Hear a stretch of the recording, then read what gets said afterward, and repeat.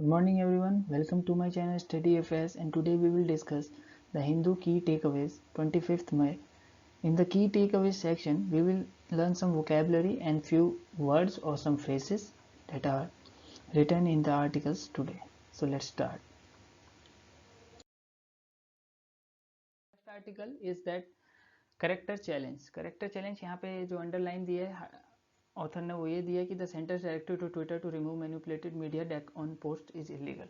तो ऑथर ये कह रहे हैं कि जो सेंटर का जो ऑर्डर दिया है ट्विटर को उन्होंने कि हमारे बीजेपी के फंक्शनरीज जो है मैनिपुलेटेड मीडिया का टैग उनके पोस्ट में से हटा दिया जाए, और ऑथर का व्यू है कि ये जो ऑर्डर पास हुआ है ये इलीगल है। So first word we will see is have no legal leg to stand on. इसका मीनिंग होता है कि आप ऐसी सिचुएशन में कि आप कुछ भी प्रूव नहीं कर सकते। तो ऑथर के हिसाब से जो ऑथर ने लाइन यूज करी है एग्जैक्टली वो ये है कि that the order to remove the label of manipulated media from posts shared by the functionaries of Bharatiya Janata Party has no legal leg to stand on. So I think you have understood the meaning of this phrase. So next we will see concur. Concur means to have or come to the same opinion or point of view, means आप एक same opinion पे आ जाएं और आपका point of view same हो गया है। तो दो एंटिटीज हो या दो ऑब्जेक्ट्स हो उनका, या दो लिविंग बीइंग हो, उनका पॉइंट ऑफ व्यू सेम हो जाए या उनका ओपिनियन सेम हो जाए। अकर और exist at the same time, कोई भी दो टास्क हैं और दोनों एक साथ हो रहे हैं, या कोई भी दो इवेंट्स हैं जो एक साथ हो रहे हैं, उनको भी हम कनकर्ड कहते हैं। डिस्पैरेज, तो डिस्पैरेज का मीनिंग है यहाँ to express scornfully one's low opinion of. तो यहाँ पे जो आर्टिकल में इस वर्ड का यूज किया गया है उस हिसाब से किया गया है कि जो कांग्रेस है उसने एक कंप्लेन फाइल करी है अगेंस्ट दिस बीजेपी फंक्शनरीज की। इन्होंने जो है टूल किट शेयर करी है जिसको कि ये जो फंक्शनरीज हैं बता रहे हैं कि ये कांग्रेस के द्वारा बनाई गई टूल किट है। इन्होंने कहा है कि इस टूल किट को फैब्रिकेट किया गया है, ऑल्टर करा गया है ताकि कांग्रेस की इमेज गिराई जाए, या फिर जो फंक्शनरीज हैं वो कह रहे हैं कि जो कांग्रेस ने टूल किट बनाई है वो गवर्नमेंट की इमेज डिस्पैरेज करने के लिए बनाई गई है। दोनों एक दूसरे के लिए बोल रहे हैं कि आप हमारी इमेज को डिस्पैरेज करना चाहते हैं। So that's the meaning of this word, sorry. Next word है इज इंटीमिडेट। तो इंटीमिडेट का मतलब होता है आप किसी को डरा धमका के उससे कोई काम करवाना चाह रहे हैं या उसको डरा रहे हैं और उसको धमकी दे रहे हैं। तो यहाँ पे जो ऑथर ने लास्ट में अपना सजेशन दिया है कि rather than intimidating a private company, the BJP and center should discipline its functionaries into more civility and truthfulness in their engagement with critics. So अगर आपका कोई क्रिटिक है या आपको कोई अवेलना कर रहा है तो उसके साथ सिविलिटी से पेश आना सिखाना चाहिए आपको अपने फंक्शनरीज को, ना कि उनको ये कहें, एनकरेज करें कि आप उनको धमकाएं और आप जो कर रहे हैं बिल्कुल सही है। और यहाँ पे एक अपना पॉइंट ऑफ व्यू जो ऑथर ने एक्सप्रेस करा है वो ये भी करा है कि जो गवर्नमेंट है यहाँ इस ऑर्डर को पास करने के साथ गवर्नमेंट ने ये शो कर दिया है कि गवर्नमेंट किसी भी लेंथ या किसी भी हथकंडे तक, किसी भी उपाय तक जा सकती है अपने फंक्शनरीज को सपोर्ट करने के लिए, चाहे वो सपोर्ट जो फंक्शनरीज का जो काम है वो सही हो चाहे ना हो। ओके, जो हम डिस्कस करेंगे उसका टाइटल है losing time. Losing time, Puducherry needs a full flash government as corona virus cases rise. So first word we'll see is indisposed. Indisposed यहाँ ऑथर ने यूज करा है कि आर रंगस्वामी जो कि 7 मई को वहाँ के चीफ मिनिस्टर अपॉइंट किए गए थे वो कुछ टाइम से इंडिस्पोज्ड हैं, यानी उनकी तबीयत खराब है, temporarily suffering from a disorder of the body. Indisposed का ये मीनिंग होता है। तो उसकी वजह से वहाँ पे अभी मिनिस्ट्री फॉर्म नहीं करी जा चुकी है। सेकंड पॉइंट यहाँ पे हम देखेंगे पॉइंट पर्सन। पॉइंट पर्सन यहाँ आर्टिकल में दिया गया है कि जी किशन रेड्डी जो कि union minister of state for home affairs हैं, जो पुडुचेरी के होम अफेयर्स के मिनिस्टर हैं, वो जो है उनकी डिमांड है कि बीजेपी को एक डेप्टी चीफ मिनिस्टर्स की पोस्ट दी जाए यूनियन टेरिटरी में और वहाँ कुछ मिनिस्ट्री के सीट्स दी जाए। तो ये पॉइंट पर्सन जो वहाँ पे हैं उनका ये वो है। पॉइंट पर्सन का मीनिंग होता है जो एक ग्रुप को अहेड करता है या जिसकी एक वैल्यू होती है ग्रुप में या जिसकी एक हाई इमेज होती है ग्रुप में। सेकंड पॉइंट है एंथ्यूज। तो बीजेपी के इस प्रपोजिशन से जो आर रंगस्वामी वहाँ के एनआर कांग्रेस के जो वो हैं सीएम बने हैं उनको इसमें कोई इंटरेस्ट नहीं है, या उनके लिए ये मतलब ज़्यादा इंटरेस्टिंग नहीं है, वो इसके मतलब फेवर में नहीं है। प्रेसिडेंट मीन्स यहाँ होता है कि going before another in time और ऑर्डर। प्रेसिडेंट मतलब होता है कि ये पहले एग्जिस्ट नहीं करता था। जो एनआर कांग्रेस से जो आर रंगस्वामी सीएम बने, इनका मानना है कि जो डिप्टी चीफ मिनिस्टर की पोस्ट है ये आज तक यूनियन टेरिटरी जो है पुडुचेरी की, वहाँ ऐसी कोई पोस्ट रही नहीं है, पर अब कंटेंड करना चाहते हैं, जो कि हमारा नेक्स्ट वर्ड है। तो ये अब कह रहे हैं कि क्योंकि बीजेपी की 9 सीट आई हैं और इनकी 10 सीट आई हैं, और जो कि एक फैक्ट है, तो अब इनको इस चीज़ से कंटेंट करना पड़ेगा और इसको एक्सेप्ट करना पड़ेगा। और कहीं ना कहीं वो इस जो ओपिनियन दिया जा रहा है, जो एक प्रपोजल दिया जा रहा है बीजेपी की तरफ से कि हमें एक डिप्टी चीफ मिनिस्टर की पोस्ट चाहिए और कुछ मिनिस्ट्री में सीट चाहिए, इसको कहीं ना कहीं कंसीडर करने वाले हैं। So next word is pave the way. तो उन्होंने लिखा है कि ड्यूरिंग देयर इलनेस जो वहाँ के जो लेफ्टिनेंट गवर्नर हैं उन्होंने 21 मई को के लक्ष्मी नारायणन को प्रोटम स्पीकर अपॉइंट करा है, जो कि इंश्योर करेगा कि जो वहाँ के एमएलएज हैं उनकी जल्द से जल्द स्वेरिंग इन हो सके, यानी उनकी शपथ ग्रहण जल्द से जल्द कराई जा सके। तो पेव द वे का मतलब होता है एक ऐसी सिचुएशन बनाना जिससे कि आप जो अचीव करना चाहते हो वो करा जा सके या फिर उसके लिए रास्ता बनाया जा सके और जो आपका टास्क है उसको आप अचीव कर सके। तो जो यहाँ पे प्रोटेम स्पीकर बनाए गए हैं उसकी वजह से जो क्या होगा, उनकी वजह से आप जल्द से जल्द एमएलएज की शपथ ग्रहण करा के वहाँ मिनिस्ट्री फॉर्म हो सकेगी। और बीजेपी जो चाहती है कि हमारे एमएलएज वहाँ सीट में जल्दी जल्दी बैठ जाएं और बीजेपी का रास्ता क्लियर हो जाएगा। प्रोक्रेस्टिनेशन का मतलब होता है टू डिले और टू डिटर। इसका मतलब होता है कि अब आपको कुछ काम को टालना या फिर उसको स्थगित कर देना। तो प्रोक्रेस्टिनेशन यहाँ जो आर्टिकल में यूज़ किया गया है वो इस तरीके से यूज़ किया गया है कि जो ये पीरियड है यहाँ पे जो कि पुडुचेरी है इसकी पॉपुलेशन है 12.5 लाख और यहाँ पे जो केसेस एक्टिव केसेस हैं वो मंडे यानी कल जो है 15,835 केस रह चुके थे और जो डेथ जो है 50% टोल बढ़ चुका है और 1382 person have died since the pandemic outbreak. तो जब से आउटब्रेक हुआ है तब से 1382 लोग यहाँ मारे जा चुके हैं बिकॉज ऑफ कोरोना वायरस। तो जो पुडुचेरी है इसको जल्द से जल्द एक बहुत अच्छे वाइब्रेंट एंड इमेजिनेटिव जो कि एक स्टैंड ले सकें ऐसे हेल्थ मिनिस्टर की ज़रूरत है और जल्दी से जल्दी मिनिस्ट्री फॉर्म की जाए और इस मिनिस्ट्री फॉर्म करने में बिल्कुल भी प्रोक्रेस्टिनेशन नहीं करा जाए, यानी डिले नहीं करा जाए।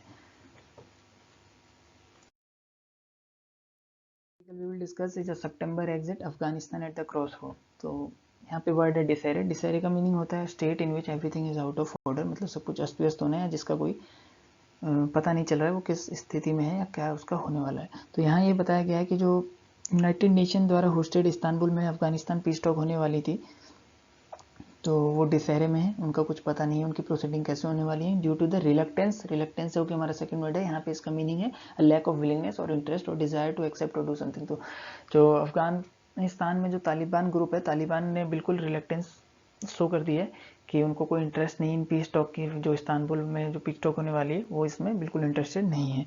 और अभी रमजान की वजह से जो टर्की है, टर्की की कैपिटल है इस्तांबुल, उनको भी पोस्टपोन करनी पड़ गई थी टॉक्स क्योंकि रमजान चल रहा था। तो नेक्स्ट वर्ड है इम्पास। तो अब जो है तालिबान वो कुछ ओपननेस दिखा रहा है कि हम इन टॉक्स में पार्ट लेंगे। सो इम्पास का मतलब होता है a point in the struggle when neither side is capable of winning और विलिंग टू गिव इन। तो मतलब दोनों जो पार्टीज हैं दोनों ही सरेंडर नहीं करना चाहती, दोनों कुछ कॉम्प्रोमाइज नहीं करना चाहती, एडजस्ट नहीं करना चाहती, ऐसी सिचुएशन को हम बोलते हैं इम्पास।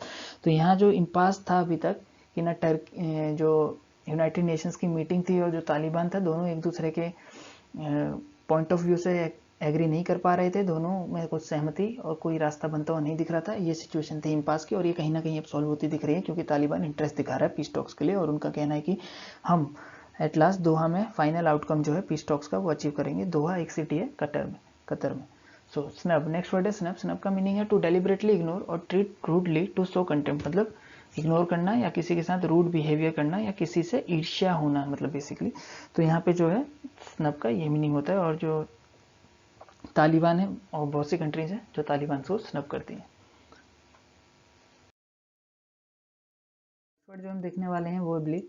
ब्लिक का मतलब होता है causing a mark by an atmosphere lacking in cheer, यानी उत्साह रहित होना, बेरंग होना, सूना माहौल होना।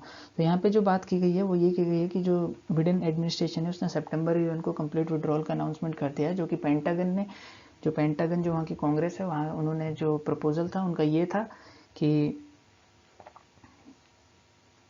एक कंडीशनल एग्जिट हमें करना चाहिए और प्रॉपर पावर डिस्ट्रीब्यूशन हमें करना चाहिए तालिबान और वहाँ की गवर्नमेंट के बीच में। तो जो वहाँ अभी वायलेंस जैसे जैसे अभी पार्शियल विड्रॉल ऑफ ट्रूप्स हो रहा है और राइजिंग वायलेंस केसेस वहाँ आ रहे हैं। अभी कुछ दिनों पहले वहाँ एक गर्ल्स स्कूल में मैसिव फायर हुई थी जो कि अभी तक पूरे साल का सबसे बड़ा टेरर अटैक कहा जा सकता है वहाँ का। तो ये सब राइजिंग लेवल ऑफ वायलेंस है और जो निगोशिएटिंग पीस निगोशिएशंस का जो डिसेरे है ये एक बहुत ही ब्लीक एटमॉस्फेयर को वहाँ पे जन्म दे रहा है। इल्यूड, नेक्स्ट वर्ड जो हम देखेंगे उसका मतलब यहाँ पे ये है कि जो कंसेंसस जो अभी बन रहा है पीस टॉक्स में, जो एक सहमति बनती आ रही है वो अभी भी तालिबान के रियल मोटिव से बहुत दूर है और शायद तालिबान अभी भी इनमें इंटरेस्टेड ना रहे पीस टॉक्स के, क्योंकि ये उसके मोटिव्स को कहीं से भी अचीव करने में हेल्प नहीं कर रही है peace talks. So next word जो हम देखेंगे प्रूडेंट, हैविंग और good showing a good judgement. Having और शोइंग अ गुड जजमेंट, तो यहाँ पे ये बात करी जा रही है कि अभी भी ये एक बहुत ही प्रूडेंट ऑब्जर्वेशन है या एक बहुत प्रूडेंट जजमेंट है कि अभी भी कहीं ना कहीं इनके व्यूज़ के कमांडर जो हैं तालिबान के और जो यूनाइटेड नेशंस की जो पीस टॉक्स में जो कन्वेंशंस हो रही हैं, वहाँ जो डिस्कशन हो रहे हैं, वो अभी भी उनके बीच में गल्फ है, यानी एक दूरी है दोनों के बीच में, और कहीं से भी एक दूसरे से सहमति होना अभी कोई रास्ता दिखता नहीं है। अबेंडन का नेक्स्ट मीनिंग है, जो वहाँ के जो लीडर्स हैं, जो वहाँ भी पावर में हैं, अफगानिस्तान गवर्नमेंट है, वो चाहते हैं कि पीस टॉक को रिज्यूम करा जाए और इनको कम्प्लीटली अबेंडन ना किया जाए, बिकॉज अगर ऐसा होता है तो ये वहाँ की गवर्नमेंट को तालिबान जो है वहाँ की गवर्नमेंट को, जैसा कि म्यांमार में कू हुआ है, कू की कंडीशन आ सकती है और सिचुएशन बहुत ज़्यादा खराब हो सकती है।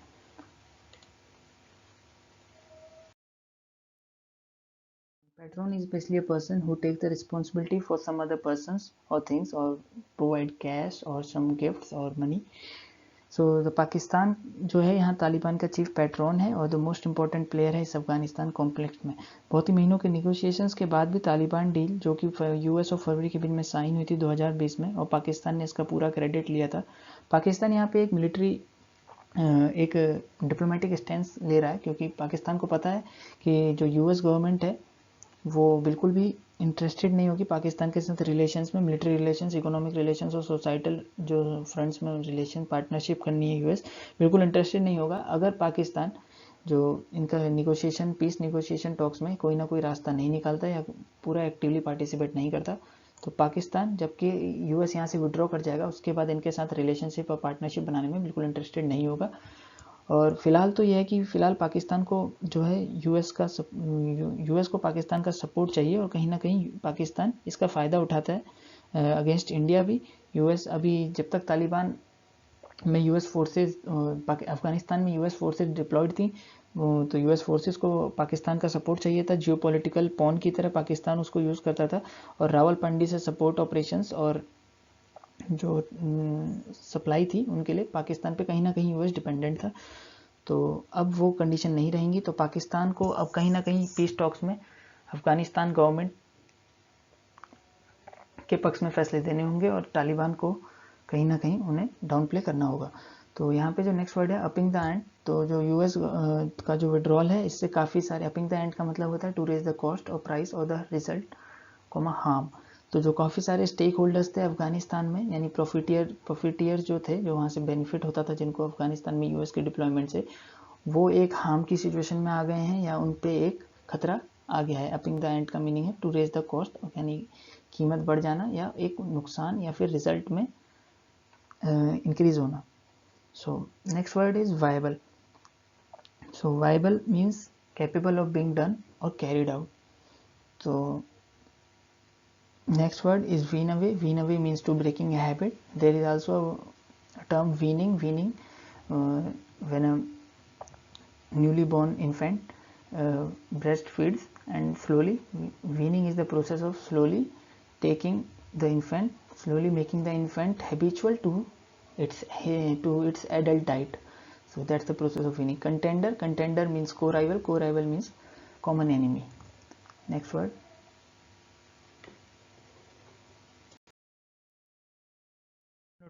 Notoriety means a person who is widely known or being famous. Basically, notorious means famous. So, notoriety here in article, China, Iran, Russia are some notorious patrons of Taliban in the region. Retrenchment here, the reduction in the extent or quantity of something. Retrenchment means basically the US's strategic retrenchment of the deployment of their forces. Retrenchment means reduction. So, US is now retrenching their deployment. Restive means given to resisting authority or another's control, lacking or denying rest. Like in this article, China's Xinjiang province have been termed as restive Xinjiang province, as there is a major conflict going on, some claiming a genocide and genocide of the Uyghur Muslims and the repressions that China has been doing over them. Next is the behest. Behest, a statement of what to do that must be obeyed by those concerned. So, next word is amenable. Amenable means having a desire or inclination. So, in this article, author suggests that it is amenable to have peace talks or creating a link with the amenable Taliban, Afghan Taliban. Amenable means those who have a desire for the peace talks or have an inclination to come to a point of peace, and end of violence. Next is the dissent. Here the author at last suggests that if the peace talks are not taken seriously or abandoned or taken half-heartedly, there is no way that we can prevent the descent of Afghanistan into chaos and civil war. Descent means the act or process of going to a lower level, or attitude means to degrade basically.